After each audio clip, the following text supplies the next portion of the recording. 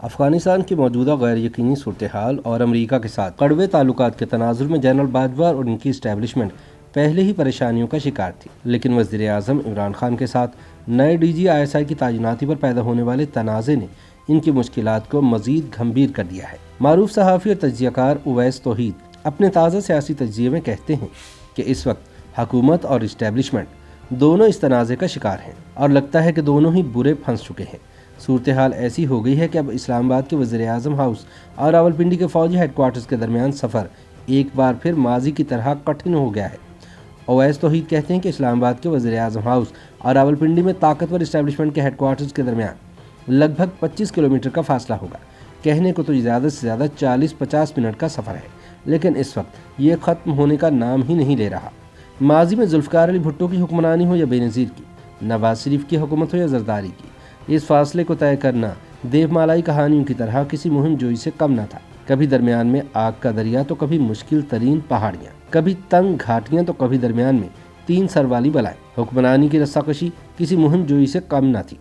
اویس توحید کہتے ہیں کہ ہم نے جب سے آنکھ کھولی ہے اپنے وجود کو اسی دنگل کے بیچ پایا ہے کہ کون طاقتور ہے اور کون کمزور، کون کس کے تابع ہے، کون حکمرانی کا اصل حقدار ہے، کون ہے سچا محب وطن اور کون ہے غدار۔ نو عمری سے پختہ عمری تک کبھی فوجی حکمرانی تو کبھی جمہوریت، ہم نے اپنے سیاسی شعور کے گرد سیاسی حکومتوں اور اسٹیبلشمنٹ کی رسہ کشی کا پھندا ہی دیکھا۔ چند برس قبل جب عمران خان کی حکمرانی کی باری آئی تو یوں لگا جیسے رسہ کشی کہیں پس منظر میں چلی گئی ہو، ایک قالب دو جان۔ اسٹیبلشمنٹ کے لیے حکومت گویا ان کے وطن کا حصہ ہو۔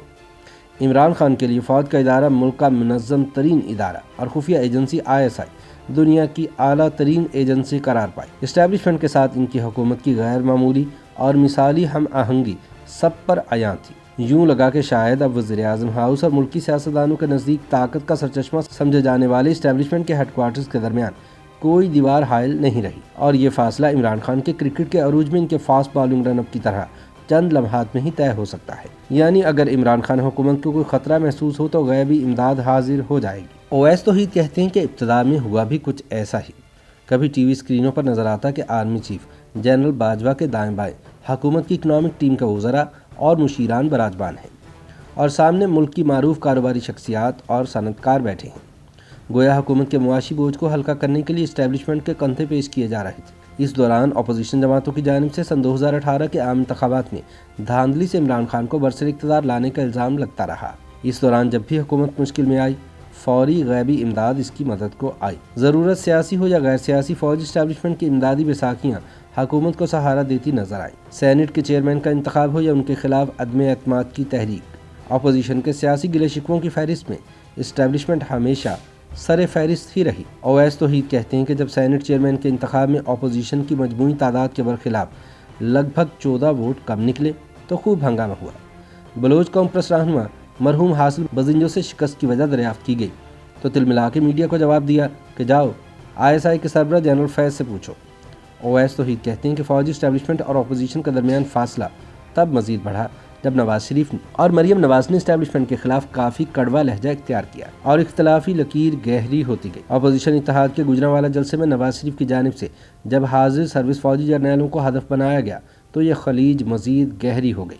اس رویے کو اسٹیبلشمنٹ کے حلقوں میں ایک منصوبہ بندی سمجھا گیا۔ سیاسی چالوں کے ماہر آصف زرداری نے اسٹیبلشمنٹ کے اپوزیشن مخالف تیکھے تیور اور عمران خان کی طرف مزید جھکاؤ کو بھانپتے ہوئے PDM سے علیحدگی اختیار کر لی۔ تاہم لگتا ہے کہ عمران خان کے درباریوں نے اسٹیبلشمنٹ کی ان مہربان آنکھوں کے اشاروں کو مستقل سمجھا اور یہاں تک کہتے پائے گئے کہ عمران خان کے علاوہ اسٹیبلشمنٹ کے پاس کوئی دوسرا آپشن موجود ہی نہیں۔ ادھر اپوزیشن کے تجربہ کار اور چالاک ذہنوں کی سیاسی جمع تفریق سے جنم لینے والے سوالات ان کی اپنی پریشانی کا سبب بنے۔ کہیں اسٹیبلشمنٹ اور عمران خان کی حکومت کی پارٹنرشپ طول تو نہیں پکڑ جائے گی۔ خدشہ یہ بھی تھا کہ جنرل قمر جاوید باجوہ کی ریٹائرمنٹ کے بعد اگر جنرل فیض حمید کی تعیناتی بھی عمران خان کے ہاتھوں ہوئی تو پھر کیا اپوزیشن کا مستقبل گرداب میں نہ ہوگا؟ یہی وجہ ہے کہ اسٹیبلشمنٹ اور اپوزیشن کے مابین اعتماد کا فقدان ہی رہا۔ لیکن اویس توحید کہتے ہیں کہ پھر کچھ یوں ہوا جو کسی کے وہم و گمان میں بھی نہ تھا۔ کچھ دن قبل فوج میں جرنیلوں کے تبادلوں اور پوسٹنگ کا وقت آیا اور ISI کے سربراہ کی تبدیلی کا بھی، یعنی جنرل فیض جن کو فوج کی سربراہی کی دوڑ میں حصہ لینے کے لیے کسی کور کی کمان سنبھالنا فوج کی روایت کے مطابق لازمی ہے، سو جنرل فیض حمید کا تبادلہ بحیثیت پشاور کور کمانڈر ہوا۔ ان کی جگہ لیفٹیننٹ جنرل ندیم احمد انجم کو ذمہ داریاں سونپنے کا اعلان ہوا۔ वज़ीर आज़म ऑफिस से फौज के इस ऐलान की बाज़ाब्ता तौर पर तौसीक मतलूब थी, यानी नोटिफिकेशन का इजरा। फिर कई दिन बीत गए। इमरान खान के इर्द गिर्द वज़रा परेशान, सबब जानने की कोशिश करो तो सियासी बदहवासी का शिकार। इसी बीच रात गए जनरल बाजवा की इमरान खान से 3 घंटे की तवील मुलाकात हुई। सुबह शाम इंतज़ार, फौज का ऐलान और इमरान खान का इनकार। कानों को यकीन न आए, अबहाम से बहरान। पहले नुक्ता सामने लाया गया कि ISI के सरबराह की तैनाती की सवाबदीद वज़ीर आज़म की है। फिर ये कि वो ISI की सरबराही के लिए 3 जर्नैलों का इंटरव्यू करने की ख्वाहिश रखते हैं। उधर इस्टेब्लिशमेंट के हलकों में इस्तराब की कैफियत के आखिर माजरा क्या है? इन हलकों के मुताबिक army chief general Qamar Javed Bajwa ने वज़ीर आज़म को इस साल जुलाई में बताया था कि फ़ौज के जर्नैलों के मामूल के मुताबिक तबादले और पोस्टिंग्स होनी है। वज़ीर आज़म ने मामला आगे कर दिया। बकौल ज़राए फिर अगस्त और सितंबर के महीनों में भी इमरान खान से जिक्र किया गया।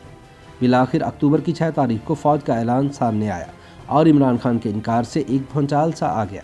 बकौल ओवैस तौहीद इस वक्त इस्टेब्लिशमेंट और हुकूमत के ताल्लुकात में दरार वाज़े हो गई है और अगर अब वज़ीर आज़म मान भी जाते हैं तो एतमाद का फुकदान मुस्तकिल रहेगा। सियासी हलकों में बहस के अगर इमरान खान का इनकार पर इसरार कायम रहा तो हुकूमत की मुश्किलात में इजाफा हो सकता है। जहाँ कुछ अर्सा कबल तहरीक इंसाफ के साथियों में 10 साल तक हुक्मरानी की सोच गालिब थी, वहाँ इस्लामाबाद के सियासी साजिशी हलकों में अब दिनों, हफ्तों और महीनों की चहमगोइयाँ हो रही हैं। इस तनाज़े ने इस बुनियादी सवाल को फिर से जन्म दिया है कि इस मुल्क में ISI के सरबराह की तकर्रुरी और आर्मी चीफ की मुद्दत मुलाज़मत में तौसीक़ के मामले को वज़ीर आज़म के इंतखाब से भी ज़्यादा अहमियत क्यों हासिल है और हर मरतबा सियासी बहरान की शक्ल क्यों इख्तियार करता है। अब तनाज़े के गर्दाब में इमरान खान की हुकूमत ही नहीं बल्कि इस्टेब्लिशमेंट भी फंसती नजर आती है।